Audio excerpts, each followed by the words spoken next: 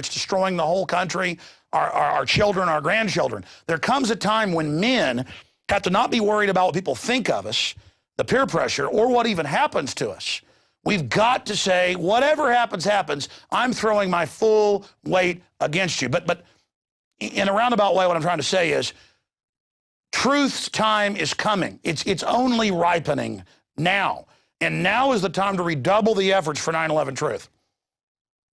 Absolutely. I see where you're going with that is that it was the ultimate false flag that was perpetuated upon the people. And in the 10 years since, I think people are starting to catch on to the fact that all these things we're seeing now, as you said, like we got the NDAA, we have, TSA sticking their hands down our pants. We have, the crackdown on our freedoms on the internet. All of these things people are starting to realize couldn't have been possible without the false flag known as 9/11. So yes, it has been 10 years, but more and more and more people are beginning to question what actually happened that day, and they're realizing that what the government is telling us is not necessarily how it actually went down. And people are fed up with the state of just the tyranny that is being poured upon the American people, Canadian people, and people all over the world.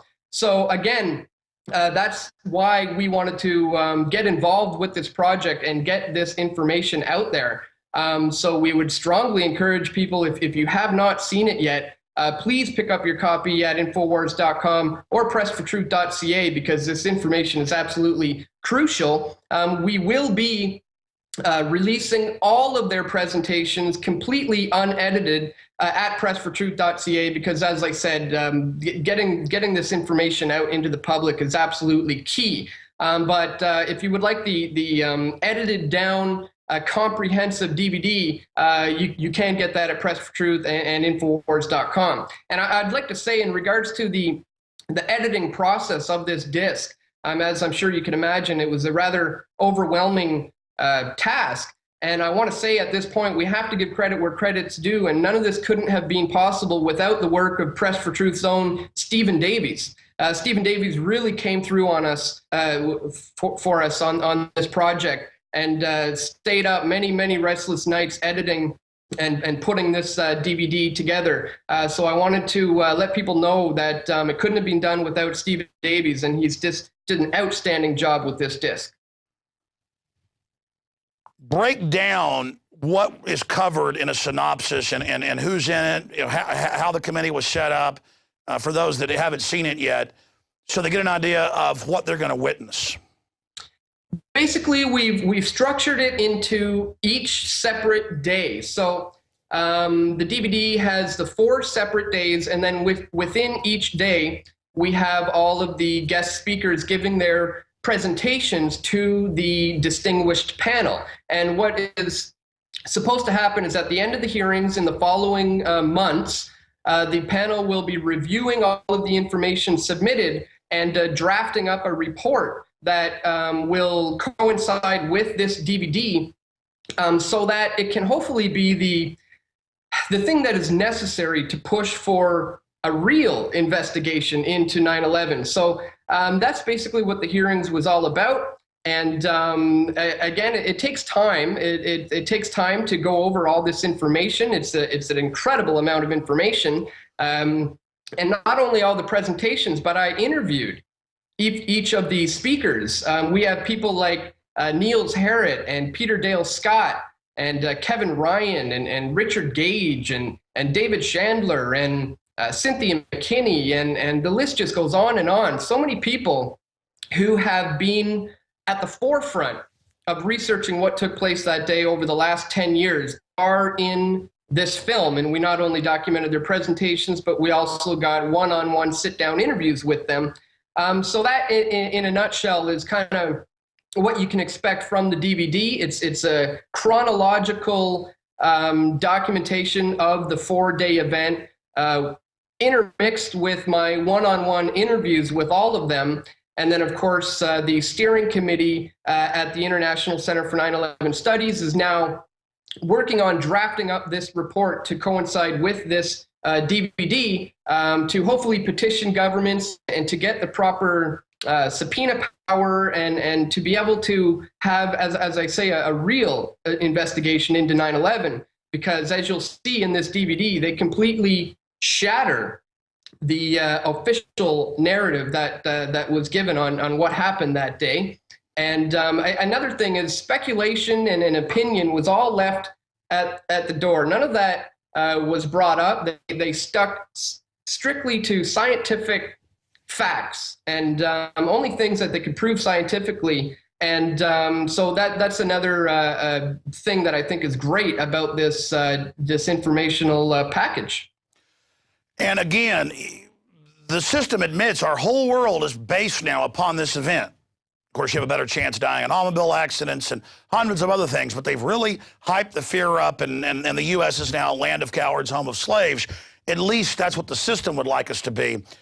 But when you think about that our whole world is based on this, it's good to spend 6 hours in 2 or 3 sittings to watch this, to take notes, and to encourage others to watch it. Because once you discover the official story is a fraud, then it forces you to realize, well, what else is a lie? Again, what do you make of my point? Do you agree or disagree that now people are actually a lot more open to the fact that government can't and shouldn't be trusted? Oh, there's no doubt. There's no doubt about this. I, such as yourself, have been looking into this particular topic for, over a decade now. And, I remember talking about these things 5, 6, 7 years ago, and it would be, I'd be laughed at in some certain cases. But all that is changing because, as I say, I think what we're seeing now is a culmination of the last an awakening that's been taking place over the last 10 years, and people are now to the point where they are ready to open themselves up to the possibility of this information.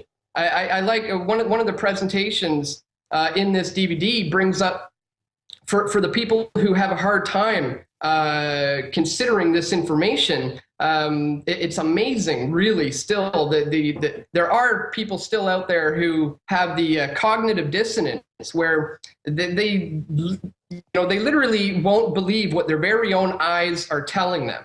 And when you watch the video footage that's included in this disc, especially in regards to the collapse of Building 7, our own eyes are telling us that looks like a controlled demolition. And one of the presentations that I was rather impressed by was from David Chandler, and how he shows how the NIST, the National Institute for Safety Standards, was scientifically flawed. The way that they presented the collapse of the World Trade Center 7 couldn't have possibly happened that way, and he outlines it perfectly in this DVD. So that's one of the presentations that I was certainly impressed by. Dan, I want to bring up another subject to you, not just Fast and Furious, a proven false flag where the documents came out that the Justice Department did ship tens of thousands of guns to Mexico to help a crime wave, to then blame the crime wave in Mexico on the Second Amendment and try to ban semi-autos. I mean, they're caught. Boom. John Corzine, White House advisor, stealing billions, MF Global, doesn't get in trouble, gets caught lying in Congress, all on record. Now, the fact that it's all out in the open. What about the fact that the West funded real al-Qaeda to attack Libya and overthrow that? Now they admit it's real al-Qaeda blowing up police stations in Syria, and our media is calling them freedom fighters, well, protesters with tanks and rocket launchers backed by the West. The fact that even the LA Times and others are like, wow, al-Qaeda's working for NATO and the West, but I thought I've got to give my rights up because al-Qaeda's going to get me. I mean, no one can be trusted. We're all al-Qaeda. They've got to take the diaper off a 2-year-old. They've got to rope 95-year-old women and strip search them because al-Qaeda, Dan. But the government gets Muttalib, the underwear bomber, on the plane. That's on C-SPAN. Government admits it. And we first had the witnesses on that saw it. Mr. Haskell, now running for Congress. In fact, I want to get Kurt Haskell on to the crew. Keep forgetting to do that. Probably thinks I'm snubbing him. I keep forgetting or asking the producer, and then they forget. Kurt Haskell, got to get him on. But the point is, I've just learned to do something right in midstream, or we all get busy and forget. Folks, it's total transparency here at INFOWARS.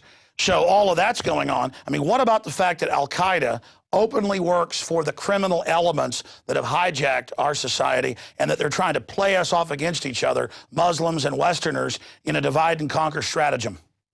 Absolutely, Alex. Everybody is currently waking up to this fact that a lot of these groups like Al-Qaeda are orchestrated and funded and run by the government. And it is, again, it all comes back to these false flag attacks that are beginning to be exposed now because people are using the internet. People are starting their own blogs, their own websites, their own YouTube channels, and documenting these types of events and getting the information out there. And, it's an incredible time that we're living in where people are starting to really see through all of these lies. So it's encouraging and it's hopeful for the future. And that's why we're so happy to finally be getting this DVD out that's been 6 months in the making to just add to that and to be able to contribute to people realizing, what these false flags are all about, who starts them, what they get out of them. And, we're just so excited and happy to finally be able to release this DVD. Well, expanding on that, there's so many false flag examples that makes my head spin. When I was in Denver in 2008 for the DNC with Obama covering it, we had just gotten there like 2 days before it started, and there was this riot and arrest going on. And I said, man, those anarchists that they just drug off look like cops. Because your average real anarchist on the street, looks like they're on methamphetamine. I mean, I'm just doing an archetype. Like a trust fund kid that, hates their parents. I'm not saying real anarchists are like that, but kind of the street rat, type that this is like their military service or something. It's like a genre they've bought into. And I've been to enough events, like in Austin for the Fortune 500 back in 2000, that, when it's like a 6'3", 240-pound pure muscle guy with two other guys, they're cops. You can tell the bearing, the confidence, all of it. So I saw the cops do this fake arrest, and it was like over 100 yards of people.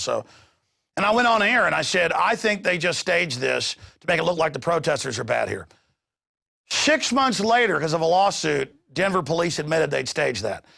Same thing happened in Seattle in '99, Italy, the G20. It happens all the time. But when was it? Time flies. Was it 2008?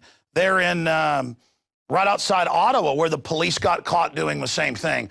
And they got caught because the anarchists fighting with the police all had police boots on, police-issued boots. They think we're that dumb. This is just mainline criminality.